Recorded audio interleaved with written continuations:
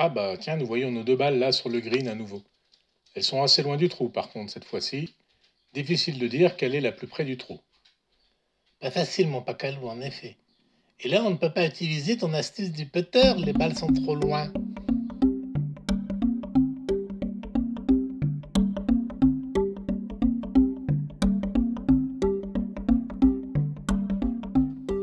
Alors utilisons une autre astuce.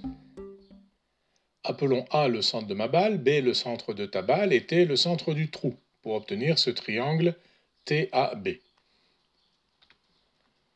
Plaçons-nous sur le côté AB et imaginons la hauteur qui va de T au côté AB, le segment des deux balles. La hauteur coupe ce segment en deux plus petits segments, AH et BH. Là, dans notre cas, on peut voir à l'œil nu que le segment de gauche, BH, est plus petit que le segment de droite, AH.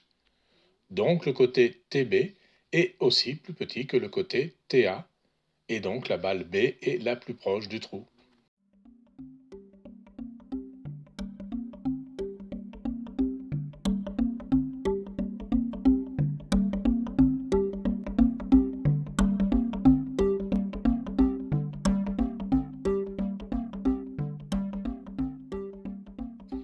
Alors par définition, on dit que deux triangles sont égaux s'ils sont superposables par glissement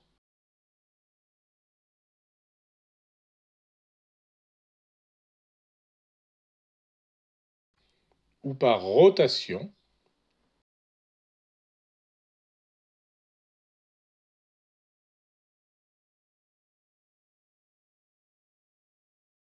ou même par symétrie,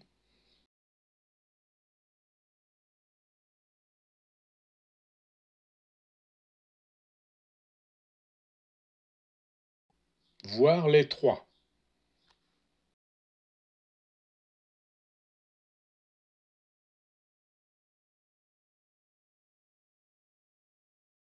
Mais il n'est pas toujours aussi facile d'opérer ces superpositions, et il existe des conditions nécessaires et suffisantes pour démontrer que deux triangles sont égaux. Première condition A, leurs trois côtés sont égaux 2 à 2.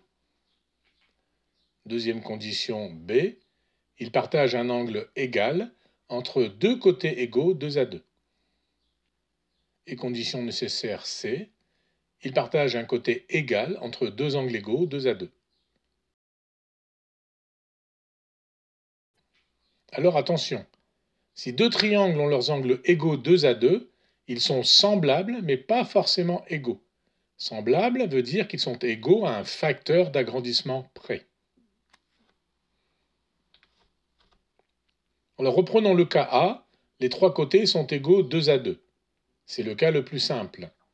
Par un glissement, une rotation ou une symétrie, on voit qu'on peut les superposer, et comme les côtés sont égaux, ils se superposent parfaitement, et donc les triangles sont égaux. Pour le cas B, ils partagent un angle égal entre deux côtés égaux 2 à 2. Supposons donc là que les angles A et A' sont égaux, les côtés AB et A'B' sont égaux, et enfin les côtés AC et A'C' sont égaux.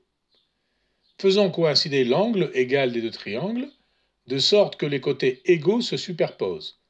On voit tout de suite que par exemple B vient en B' et C vient en C'. Donc leur troisième côté, B'C' et BC sont égaux. Tous les côtés sont égaux et donc les triangles sont égaux. La condition C s'énonce: les triangles partagent un côté égal entre deux angles égaux 2 à 2. Alors on va supposer là sur le schéma que les angles A et A' sont égaux, on les a nommés alpha, les angles B et B' sont égaux, on les a notés bêta, et enfin leurs côtés AB et A'B' sont égaux. Alors on va faire coïncider les côtés égaux, de sorte que le point C et C' soient du même côté. La droite A'C' coïncide parfaitement avec la droite AC, car l'angle en A est égal à l'angle en A'. De même, les droites BC et B'C' coïncident parfaitement. Donc le point C', qui est l'intersection des droites A'C' et B'C', coïncide également avec le point d'intersection des droites AC et BC, c'est-à-dire le point C. Et donc les triangles sont égaux. Et voilà, c'est pas plus compliqué que cela, et résumons donc, deux triangles sont égaux si et seulement si leurs trois côtés sont égaux 2 à 2, ou bien si et seulement si ils partagent un angle égal entre deux côtés égaux 2 à 2, ou bien si et seulement si ils partagent un côté égal entre deux angles égaux 2 à 2. Cela permet dans des figures plus complexes de démontrer des égalités sans devoir superposer telle partie ou telle partie de la figure, comme nous l'avons fait dans cette vignette. On peut en déduire quelques cas très intéressants. Par exemple, la bisectrice d'un angle est le lieu des points équidistants des côtés adjacents. Traçons là la bisectrice de l'angle O. D'un point M que j'ai pris quelconque sur cette bisectrice, je trace les hauteurs vers les deux droites de l'angle O, avec le point B d'abord, puis le point C. Alors on voit tout de suite que les triangles OMB et OMC partagent le même côté OM, avec des angles adjacents égaux, alpha sur 2 et l'angle droit, 90 degrés. Eh bien, ils sont donc égaux, et tous leurs côtés sont égaux, et en particulier, BM égale BC. Le point M est donc bien équidistant des côtés adjacents à l'angle O. Et il est facile de démontrer la réciproque. Je laisse au spectateur le soin de le démontrer. Autre exemple, tout angle extérieur à un triangle est supérieur à chacun des angles intérieurs non adjacents. Alors, dans le triangle ABC, prenons M le milieu de AB et construisons la médiane CM et ajoutons au bout le point D de façon que CM égale MD. Et traçons également le segment AD. Alors les triangles AMD et BMC sont égaux car ils partagent le même angle en M, les mêmes côtés AM et MB, car M est le milieu de AB, et MC égale CD par construction. Donc, l'angle BAD vaut l'angle ABC. Et comme le point D est situé à l'intérieur de l'angle BAZ, alors l'angle ABC, qui vaut également BAD, est plus petit que l'angle BAZ. L'angle ABC est bien plus petit que l'angle BAZ. On peut faire la même chose pour l'autre angle.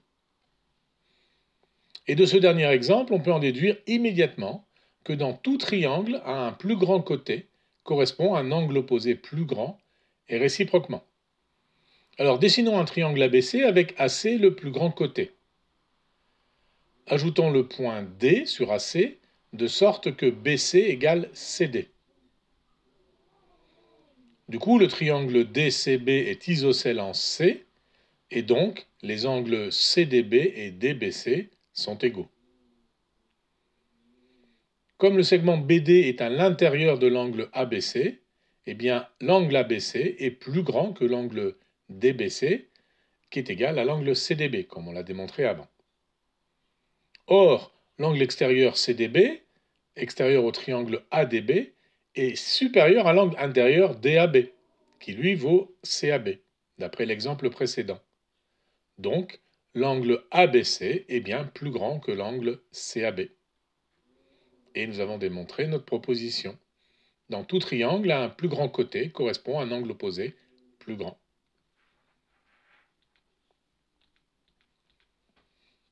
Voici un autre exemple, celui-là très connu. Dans tout triangle quelconque, un côté est inférieur à la somme des deux autres côtés. Et ça se démontre. Traçons un triangle quelconque ABC. Prolongeons par exemple le côté CB d'une longueur AB jusqu'au point D. Du coup, le triangle ABD est isocèle en B, et du coup, les angles BAD et ADB sont égaux. Notez alpha sur le schéma. Par conséquent, l'angle CAD, qui est clairement plus grand que l'angle BAD, qui lui-même est égal à l'angle ADB, qui est la même chose que l'angle ADC, on peut dire que CAD est plus grand que ADC. Or, d'après l'exemple précédent, dans le triangle CAB, on voit que l'angle plus grand CAD va déterminer un côté plus grand CD. En conclusion, AC est plus petit que CD, mais CD c'est CB plus BD.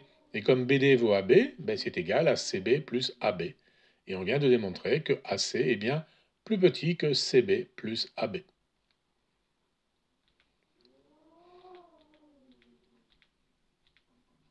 Allez, un dernier petit exemple pour la route. De deux obliques qui s'écartent du pied de la perpendiculaire, la plus longue est celle qui s'écarte le plus du pied. Alors traçons d'abord une droite D, un point H et la perpendiculaire à D sur ce point H. On appelle ça le pied H, le pied de la hauteur. Ajoutons un autre point B de la droite D. On voit tout de suite que dans le triangle ABH, le côté AH est opposé à l'angle aigu B. Il est donc inférieur au côté opposé AB. Tout oblique depuis A sur D est plus longue que la perpendiculaire AH. Maintenant, ajoutons un point C sur D, plus éloigné du point H que le point B. BH est clairement plus petit que HC. Dans le triangle ABC, l'angle β en B est obtus, car il est extérieur au triangle AHB, donc plus grand que l'angle opposé, qui est droit en H, 90 degrés. Dans ce même triangle, l'angle intérieur gamma en C est aigu, car il est inscrit dans le triangle droit AHC. Donc, ABC est plus grand que l'angle ACB, et donc les côtés opposés suivent la même inégalité. AC est plus grand que AB.